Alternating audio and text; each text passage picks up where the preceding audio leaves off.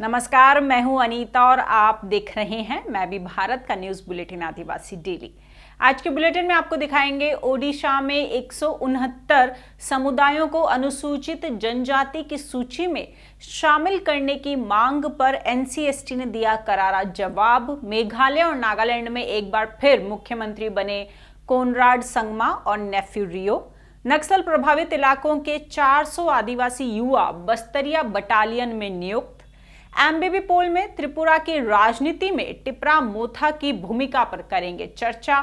और अस्मिता और अधिकार में आपको दिखाएंगे आदिवासी कैसे मनाते हैं होली। तो शुरुआत करते हैं हेडलाइंस के साथ। राष्ट्रीय अनुसूचित जनजाति की ओडिशा सरकार को नसीहत। अनुसूचित जनजाति में समुदायों को शामिल करने की सिफारिश से पहले मापदंडों का करे आकलन। मेघालय में कोनराड संगमा ने ली दूसरी बार मुख्यमंत्री पद की शपथ। नागालैंड में 5वें कार्यकाल के लिए नेफ्यू रियो ने ली मुख्यमंत्री पद की शपथ। दोनों ही राज्य आदिवासी बहुल। बस्तरिया बटालियन में शामिल हुए 400 आदिवासी युवा। सीआरपीएफ ने नक्सल प्रभावित जिलों में की भर्ती। एमबीबी पोल में त्रिपुरा में टिपरा मोथा आखिर चाहता क्या है, इस पर करेंगे विस्तार से चर्चा। अस्मिता और अधिकार में बात करेंगे आदिवासी भारत में होली के त्योहार की। और अब खबरें विस्तार से।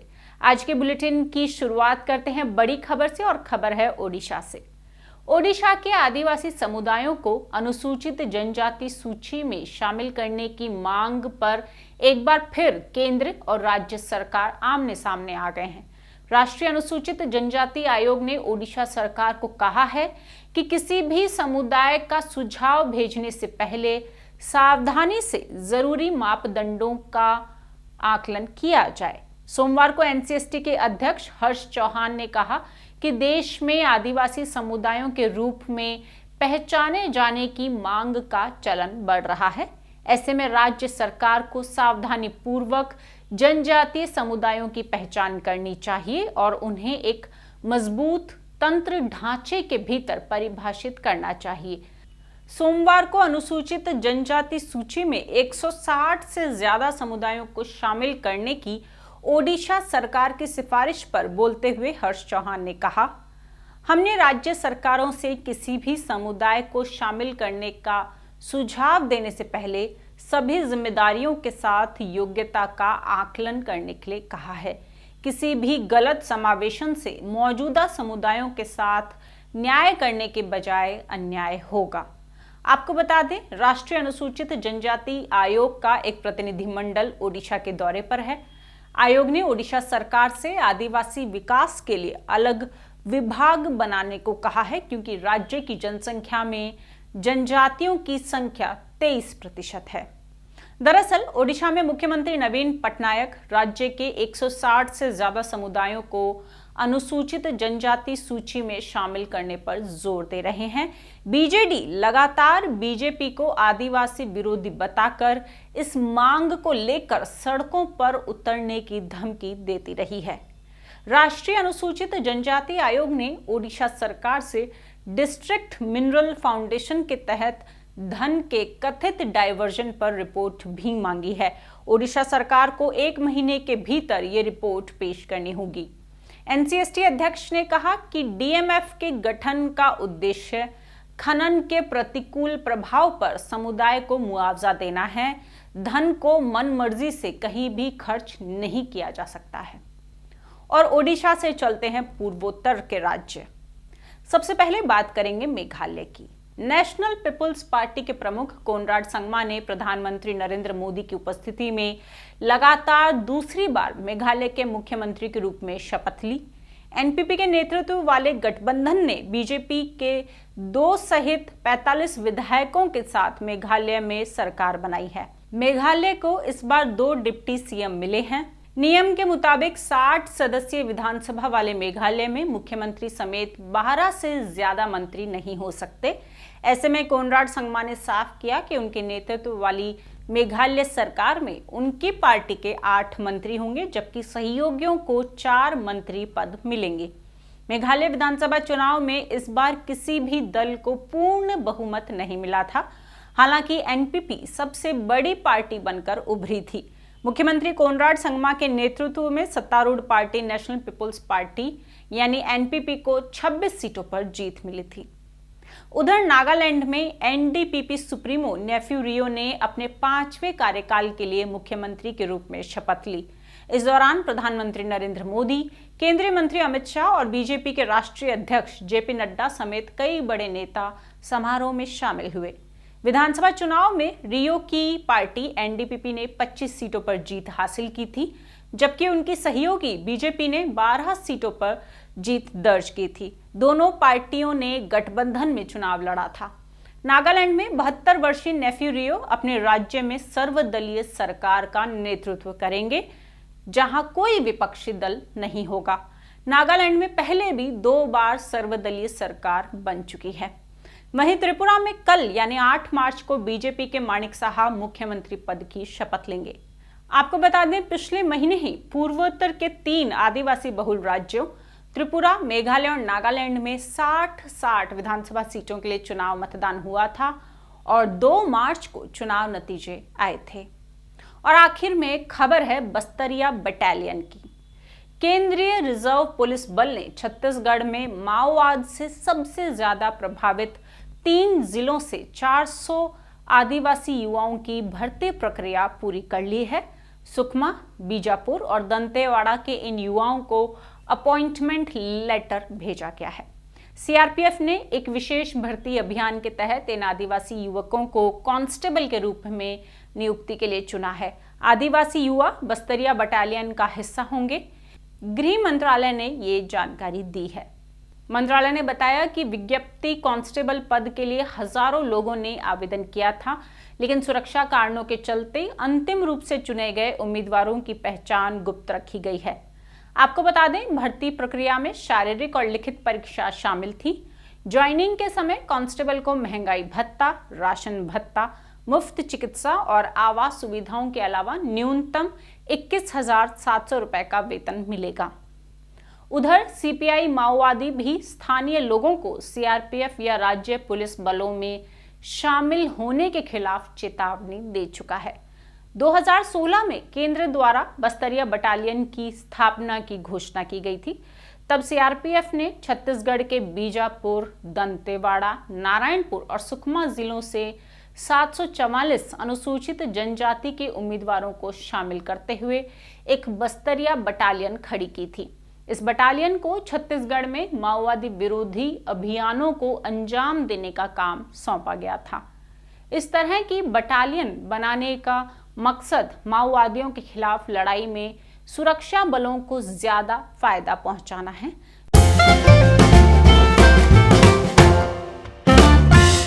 अपने दूसरे सेगमेंट एमबीबी पोल में आज हमने मैं भी भारत के यूट्यूब चैनल पर आपसे एक सवाल किया था। वो सवाल था, क्या त्रिपुरा में टिपरा मोथा को बीजेपी के साथ राज्य की सरकार में शामिल होकर जनजातीय इलाकों के विकास पर जोर देना चाहिए? आपकी राय बताएं। इस सवाल के जवाब में 50% लोगों ने माना कि टिपरा मोथा को सरकार में शामिल होकर आदिवासी विकास के लिए काम करना चाहिए, जबकि 42% ने माना कि ग्रेटर टिपरा लैंड की मांग छोड़ने से टिपरा मोथा पार्टी की छवि खराब होगी। वहीं 6% लोगों के मुताबिक टिपरा मोथा को बीजेपी के साथ सरकार में शामिल होना चाहिए, नहीं तो बीजेपी टिपरा मोथा को तोड़ देगी। तो वहीं 3% लोगों ने पता नहीं का ऑप्शन चुना। लेकिन हमने ये सवाल क्यों पूछा था? त्रिपुरा में इस बार के विधानसभा चुनाव में बीजेपी आईपीएफटी गठबंधन सरकार बनाने जा रही है। इस गठबंधन ने 33 सीटों पर जीत हासिल की है, जो कि बहुमत का आंकड़ा है। कल माणिक साहा मुख्यमंत्री पद की शपथ भी ले लेंगे। लेकिन इस बीच राज्य में और केंद्र में सिर्फ एक पार्टी की चर्चा है, वो है टिपरा मोथा। पहली बार विधानसभा चुनाव मैदान में उतरी जनजातीय पार्टी टिपरा ने 13 सीटों पर जीत हासिल कर सबको चौंका दिया। लेकिन राज्य की सियासत में टिपरा की भूमिका क्या रहेगी, इस पर अभी भी अनिश्चितता बरकरार है। लगातार आ रही अलग अलग खबरों ने इस मामले को उलझा दिया है। कभी ये संकेत मिलते हैं कि टिपरा मोथा बीजेपी के साथ सरकार में शामिल होगी, तो कभी बाहर से समर्थन देने के कयास लगाए जाते हैं। इस बीच आज टिपरा मोथा प्रमुख प्रद्योत माणिक्य ने इन अटकलों को विराम देने की कोशिश की है। प्रद्योत माणिक्य ने सोशल मीडिया पर एक पोस्ट में कहा कि जब तक हम अपने लोगों के लिए एक सम्मानजनक संवैधानिक समाधान नहीं प्राप्त करते हैं, तब तक हम किसी भी सरकार का हिस्सा नहीं बनेंगे। उन्होंने कहा, हम लोगों के हित के लिए 13 विधायक वाली पहली स्वदेशी पार्टी के रूप में रचनात्मक भूमिका निभाएंगे। मैं भारत सरकार की ओर से आधिकारिक प्रतिक्रिया की प्रतीक्षा करूंगा कि वो अगले दशक में हमारे टिपरासा का भविष्य कैसा देखना चाहेंगे। दरअसल राज्य में बीजेपी चुनाव से पहले और बाद में भी टिपरा को साथ आने का प्रस्ताव दे चुकी है। हालांकि राज्य में चुनाव से पहले टिपरा मोथा किसी भी पार्टी के साथ गठबंधन में शामिल नहीं हो पाई थी, लेकिन वो खुद को किंग मेकर बता रही थी। चुनाव के बाद बीजेपी लगातार टिपरा के साथ बातचीत के बयान दे रही है। इस पर प्रद्योत ने कहा था कि वो बीजेपी के साथ आमने सामने बैठक करने को तैयार हैं ताकि समस्याओं का संवैधानिक समाधान निकाला जा सके। ऐसे में बीजेपी के साथ सरकार में शामिल होने के फैसले की गेंद टिपरा के पाले में है। और इस खबर पर ज्यादा चर्चा करने के लिए हमारे साथ स्टूडियो में जुड़े हैं मैं भी भारत के संपादक श्याम सुंदर। श्याम, कल त्रिपुरा में शपथ ग्रहण समारोह है और बीजेपी सरकार बनाने जा रही है, लेकिन उससे पहले अभी तक ये साफ नहीं हो पाया है कि टिपरा मोथा की भूमिका क्या रहेगी त्रिपुरा की सियासत में। क्या वो विपक्ष में बैठेंगे या वो सरकार का हिस्सा होंगे? इस तरह के बार बार ये अटकलें लगाई जा रही हैं, लेकिन कुछ साफ नहीं हो पाया है। प्रद्योत माणिक्य लगातार कह रहे हैं कि हम बीजेपी के साथ संवैधानिक समाधान पर बातचीत करेंगे। क्या मायने निकाले जाएं इसके? देखिए, बहुत अजीबोगरीब स्थिति है। अगर आप प्रद्योत किशोर माणिक्य की बात करती हैं तो उनका जो लेटेस्ट ट्वीट है, आपने अभी खबर में बताया भी कि उन्होंने कहा है कि वो कॉन्स्टिट्यूशनल सॉल्यूशन पे बात करने के लिए तैयार हैं। वो किसी पद के लिए राजनीति में नहीं आए हैं, वो अपने लोगों के जो मुद्दे हैं उनके लिए काम करना चाहते हैं। उसी के लिए टिपरा मोथा का गठन हुआ है। इससे पहले के भी अगर आप उनके बयान देखेंगे तो लगातार उनके इस तरह के बयान आते रहे हैं। अगर आप कॉन्स्टिट्यूशनल सॉल्यूशन की बात करें तो क्या वो ग्रेटर टिपरा लैंड के गठन की बात कर रहे हैं? बिल्कुल। अगर ग्रेटर टिपरा लैंड के गठन की बात कर रहे हैं तो बीजेपी साफ साफ कह चुकी है कि ग्रेटर टिपरा लैंड पर वो बात करने को तैयार नहीं है। असम के मुख्यमंत्री हेमंत बिश्व शर्मा जो बड़े नेता हैं नॉर्थ ईस्ट के बीजेपी के लिए, वो उनके वहां पर एक तरह से राजनीतिक दूत का काम भी करते हैं, संकट मोचक का काम भी करते हैं। उन्होंने भी ये स्पष्ट तौर पर कहा है कि बाकी सारी बातें हो सकती हैं, ग्रेटर टिपरा लैंड पर कोई बात नहीं हो सकती। अब इसके बावजूद अगर प्रद्योत किशोर माणिक्य बार बार ये कह रहे हैं कि संवैधानिक सॉल्यूशन पर बीजेपी से बात हो सकती है, तो जाहिर है कि ग्रेटर टिपरा लैंड के इतर भी वो कुछ ऐसी चीजें देख रहे हैं, कोई ऐसी संभावना उनको नजर आती है जिस पर वो बीजेपी से बात कर सकते हैं।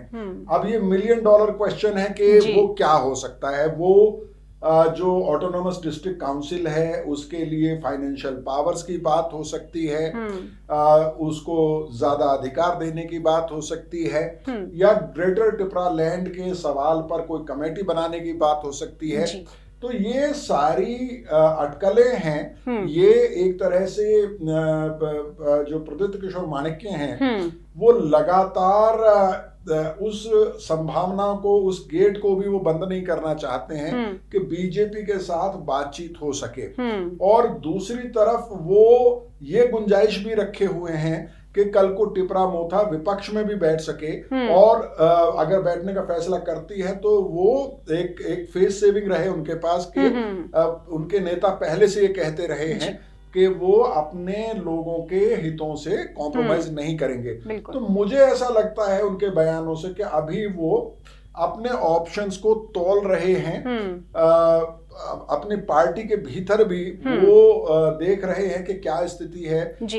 ये सारी चीजें शायद उनके मन में चल रही हैं। और ये भी हो सकता है कि बैक चैनल डिप्लोमेसी की जिसको कहा जाता है हो सकता है कि बैक चैनल कॉन्टेक्ट्स बीजेपी के साथ हों और बीजेपी के साथ भी बातचीत हो रही हो, और इसके बहुत ठोस आधार है इस बात को मानने के, क्योंकि लगातार ये खबरें बीजेपी के नेता भी देते रहे हैं और टिपरा मोथा के जो वरिष्ठ नेता हैं वो भी ये कहते रहे हैं कि बीजेपी के साथ बातचीत हो रही है। बिल्कुल। शाम, जो आपने कहा कि ऐसा लग रहा है कि प्रद्योत अपने ऑप्शंस को अभी देख रहे हैं, लेकिन अगर हम बीजेपी को देखें तो चुनाव से पहले भी बीजेपी ने उन्हें साथ आने का प्रस्ताव दिया था। तब भी बीजेपी ने ये साफ कर दिया था कि हम ग्रेटर टिपरा लैंड पर बात नहीं करेंगे, और अभी भी जब वो टिपरा को न्योता दे रही हैं तो वो लगातार ये कह रही हैं कि हम इस मुद्दे पे बिल्कुल बात नहीं करेंगे। सवाल ये है कि बीजेपी सरकार बनाने जा रही है, 33 सीटें बीजेपी और आईपीएफटी गठबंधन ले आई हैं। ऐसे में क्या जरूरत, आपको लगता है कि बीजेपी को क्या जरूरत है कि वो टिपरा मोथा को सरकार में शामिल करे या उनको साथ आने के लिए बोले? देखिए, दो बातें हैं इसमें। एक बात तो बिल्कुल सीधे सीधी जो चुनावी राजनीति और सरकार चलाने के सवाल से जुड़ी हुई है कि 6 जो विधायक हैं, बल्कि आईपीएफटी जोड़ दे तो 7 विधायक ऐसे हैं जो जनजातीय समुदायों से आए हैं और उन पर लगातार उनके इलाके में दबाव होगा। हालांकि वो बीजेपी के टिकट पर या आईपीएफटी के टिकट पर इलेक्ट हुए हैं, लेकिन कल को ग्रेटर टिपरा लैंड की डिमांड को लेकर अगर टिपरा मोथा कोई मूवमेंट शुरू कर देता है और कांग्रेस या लेफ्ट उस मूवमेंट को मान लीजिए सपोर्ट कर देते हैं, नहीं भी करते हैं, ग्रेटर टिपरा लैंड की मांग को लेकर अगर टिपरा मोथा कोई मूवमेंट शुरू कर देता है तो इन 6-7 विधायकों के ऊपर दबाव होगा और बहुत ज्यादा दबाव होगा।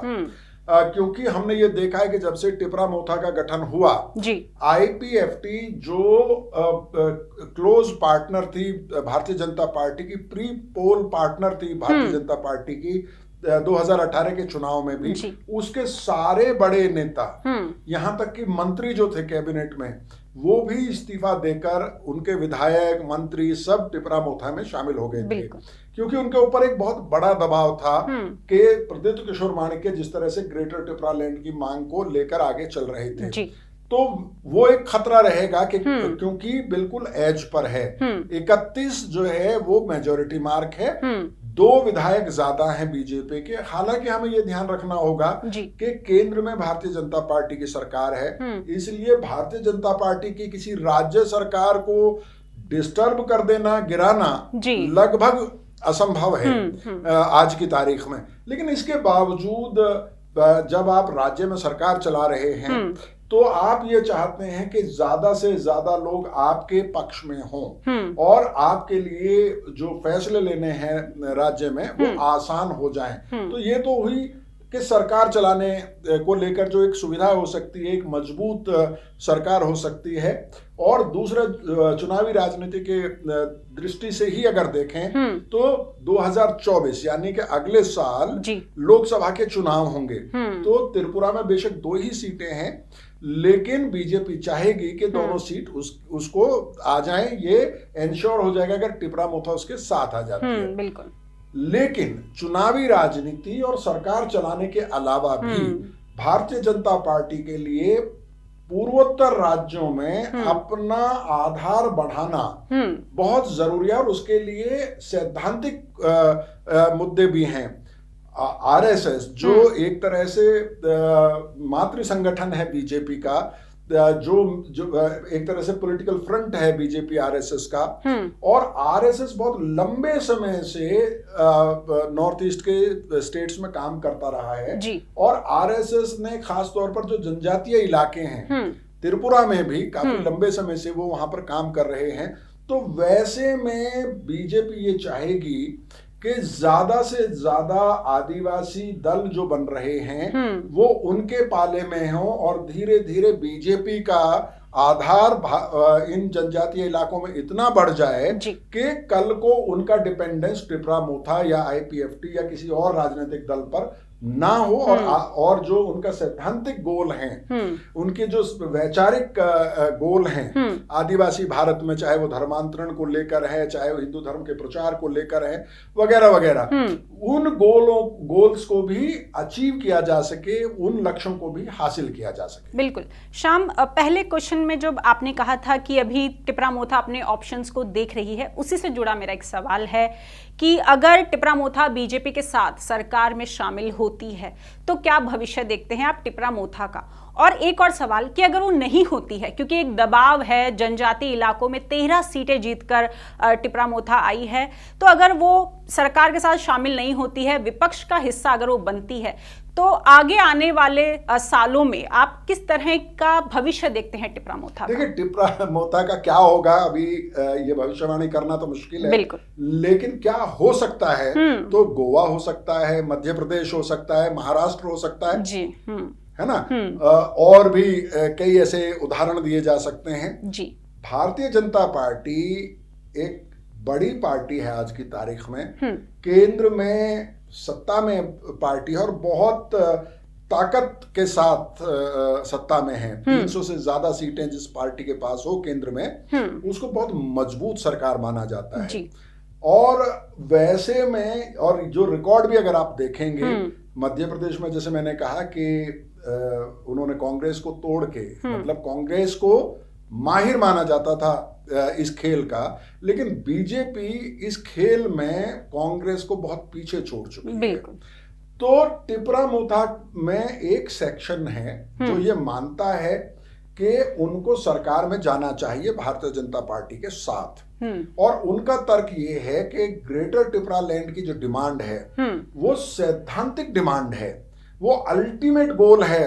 टिपरा मोथा का गठन हुआ कि आप टिपरासा के लिए ग्रेटर टिपरा लैंड की मांग करें, ग्रेटर टिपरा लैंड का गठन करें, लेकिन ये एक ऐसी मांग है जिसमें लंबा समय लगता है, और इसलिए उनका ये मानना है कि जो टिपरा मोथा है उसको इस मांग पर इस कदर नहीं अड़ जाना चाहिए कि बाकी जो लक्ष्य है पार्टी के वो छूट जाएं। और बाकी क्या लक्ष्य है कि आप जब ऑटोनोमस डिस्ट्रिक्ट काउंसिल है जो ट्राइबल एरियाज के लिए, उसमें टिपरा मोथा की मेजॉरिटी है, वहां बीजेपी को हराया उन्होंने। बिल्कुल। तो टिपरा मोथा की ये भी जिम्मेदारी है कि जब तक ग्रेटर टिपरा लैंड नहीं बन जाता है तब तक इस Tripura tribal autonomous district council के एरियाज में डेवलपमेंट का काम हो सके। उसके लिए एडीसी को डिपेंडेंट रहना पड़ता है राज्य सरकार पर। राज्य सरकार बीजेपी की होगी, तो आप इस तरह की मांग रख सकते हैं कि ठीक है, ग्रेटर टिपरा लैंड पे बाद में बात करेंगे, फिलहाल आप ऑटोनोमस डिस्ट्रिक्ट काउंसिल की फाइनेंशियल पावर्स स्थापित कर दीजिए, फाइनेंशियल पावर दे दीजिए, बजट बढ़ा दीजिए, वगैरह वगैरह। तो प्रद्युत किशोर माणिक्य के सामने ये विकल्प तोलना है उनको कि अगर वो ये ऐलान कर देते हैं कि हम बीजेपी के साथ नहीं जाएंगे, तो कहीं ऐसा तो नहीं है कि उनके कुछ सीनियर नेता पार्टी को तोड़ के बीजेपी के साथ चले जाएं। ये उनका सबसे बड़ी उनकी चुनौती है। तो ये देखना होगा, ये जब वो आश्वस्त हो जाएंगे, या तो वो इस बात से आश्वस्त हो जाएं कि सरकार में नहीं गए तो पार्टी टूट जाएगी, या इस बात से आश्वस्त हो जाएं कि अगर सरकार में गए तो जो उनकी छवि है, जो उनकी विश्वसनीयता है, वो खत्म हो जाएगी। तब वो डिसाइड कर पाएंगे कि विपक्ष में बैठना है या सरकार में जाना है। बिल्कुल। श्याम, जो आपने कहा कि ग्रेटर टिपरा लैंड के अलावा और भी मुद्दे हैं, जैसे TTAADC में ज्यादा पैसे जो सरकार से मिलते हैं काउंसिल को, लेकिन सवाल ये है कि प्रद्योत किशोर कहीं ना कहीं ग्रेटर टिपरा लैंड के मुद्दे पर ही अटके हुए हैं, ऐसा लगता है, क्योंकि बार बार वो एक संवैधानिक समाधान की बात करते हैं और इसी मुद्दे को लेकर उन्होंने पूरा चुनावी रुख बदल दिया था। क्यों वो इस मुद्दे पर अटके हुए हैं, क्यों इसे छोड़ना नहीं चाहते हैं? नहीं, छोड़ना नहीं चाहते हैं का तो सवाल ही नहीं, उनके पास चॉइस नहीं है। क्योंकि अगर आप ये देखेंगे, प्रद्युत किशोर माणिक्य जो एक वक्त में कांग्रेस में थे, PCC के प्रेसिडेंट थे, वो एक तरह से राजनीति से कुछ साल का, उन्होंने लगभग 2 साल का ब्रेक ले लिया था। He bounced back in Tripura's politics because of this issue. वो इसी मुद्दे पर उन्होंने वापसी की त्रिपुरा की राजनीति में। और उस विषय पर अगर जिस विषय जो कोर विषय है जी, जिस पे पूरा आईपीएफटी का जो सत्ता में थी party, indigenous people of Tripura, वो पार्टी का वजूद खत्म हो गया ग्रेटर त्रिपुरालैंड की मांग को लेकर, क्योंकि उन्होंने बीजेपी के साथ सरकार चलाई और बीजेपी ने कहा कि हम ग्रेटर त्रिपुरालैंड में ना हमने कोई वादा किया था, ना हम ग्रेटर त्रिपुरालैंड देंगे। तो आईपीएफटी का वजूद खत्म हो गया था। वो ही चुनौती आज टिपरा मोथा के सामने खड़ी हुई है कि आईपीएफटी को आपने डिस्क्रेडिट किया, आईपीएफटी के मंत्री, विधायक, कार्यकर्ता, नेता सब इस्तीफा देके आपके साथ आए और आप फिर बहानेबाजी कर रहे हैं। आप कोई एक कॉम्प्रोमाइज ढूंढ रहे हैं कि आप सत्ता में जा सकें। तो आप पर सीधा सीधा ये आरोप लगेगा कि आपने भी जो जनजातीय लोग हैं उनकी भावनाओं को इस्तेमाल किया, अपने आप को स्थापित किया, सौदेबाजी की और आप जो है वो सत्ता में हिस्सेदारी मांगने लगे। बिल्कुल। शाम, आखिर में मेरा सवाल है कि विपक्ष में बैठने की जब बात हुई तो प्रद्योत माणिक्य ने बिल्कुल साफ कहा कि हम विपक्ष में बैठ सकते हैं लेकिन हम कांग्रेस और सीपीआईएम यानी लेफ्ट के साथ नहीं बैठेंगे। ये उन्होंने क्यों कहा, इसका क्या मतलब समझा जाए? देखिए, वो बहुत सिंपल सी बात है। उसमें सिंपल बात यह है कि आज की तारीख में वो विपक्ष में भी अगर बैठेंगे तो वो बीजेपी को नाराज नहीं करना चाहेंगे, लेकिन वो चाहें न चाहें, आज नहीं तो कल अगर वो उन्हें विपक्ष की राजनीति करनी है जी, तो उनको बीजेपी और कांग्रेस, जो दोनों विपक्ष की पार्टियां हैं, अल्टीमेटली जो विपक्ष एक ब्लॉक बनता है, आपको अलग अलग इश्यूज पे आप पार्लियामेंट का उदाहरण ले सकते हैं, बहुत फ्रेगमेंटेड है इस वक्त विपक्ष बीजेपी के सामने। लेकिन वहां पर कई बार ऐसे मुद्दे आते हैं जब आप दूसरी पार्टियों के साथ खड़े होते हैं। सवाल यह है कि टिपरा मोथा ये कह सकते हैं कि हम बीजेपी, माफ कीजिएगा, कि कांग्रेस और लेफ्ट के साथ कोई तालमेल नहीं रखेंगे, लेकिन लेफ्ट और कांग्रेस अगर विपक्ष में टिपरा मोथा है और वो असेंबली में कोई मुद्दा उठाते हैं और लेफ्ट और कांग्रेस कहता है हम इसके समर्थन करते हैं, तो वो मतलब वो स्थिति ऐसी होगी जब प्रद्योत किशोर माणिक्य ये नहीं कह सकते कि नहीं नहीं आप हमें समर्थन नहीं करेंगे, आप हमारे पक्ष में वोट नहीं करेंगे। तो ये कहने की बातें होती हैं। मुझे लगता है कि इस वक्त में वो कोई भी ऐसा बयान नहीं देना चाहते हैं जिससे बीजेपी नाराज हो या आक्रोशित हो, क्योंकि इसका मतलब बिल्कुल सीधा सीधा सा है कि वो नहीं चाहते हैं कि उनकी पार्टी में किसी तरह की टूट इस मोमेंट पे हो। तो वो ये भी देखेंगे कि जो जनजातीय इलाके हैं उसमें किस तरह का मूड है। आप देखेंगे कि चुनाव के बाद से जनजातीय इलाकों में काफी वायलेंस हो रहा है, हिंसा हो रही है, लोग नाराज हैं, बीजेपी के लोगों के ऊपर अटैक किया जा रहा है। तो ये सारी चीजें भांपने के बाद, सोचने समझने के बाद मुझे लगता है कि वो फैसला करेंगे। लेकिन ये क्या होता है कि राजनीति में कुछ बयान, जैसा अमित शाह जी ने कहा था कि कुछ बातें, कुछ नारे, कुछ बातें जुमले होती हैं। तो इस तरह के बयान को बहुत उसमें मतलब बिटवीन द लाइंस पढ़ने की जरूरत नहीं होती जी। बिल्कुल, बहुत बहुत शुक्रिया श्याम, ये जानकारी हमें देने के लिए। धन्यवाद।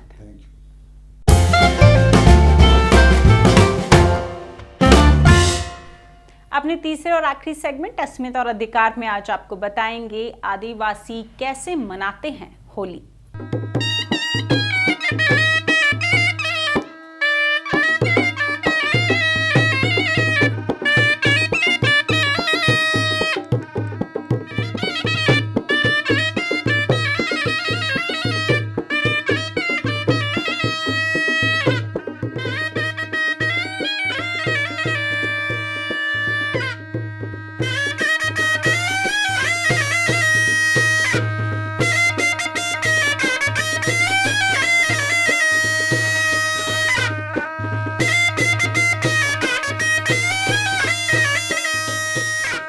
इसके बारे में हमें बताइए थोड़ा सा कि इसको क्या कहते हैं आप, इसको और कब कब बजाते हैं इसको? इसको हम कहाड़े बोलते हैं। कहाड़ी? कहाड़े, हाँ। और ये सूर, हाँ।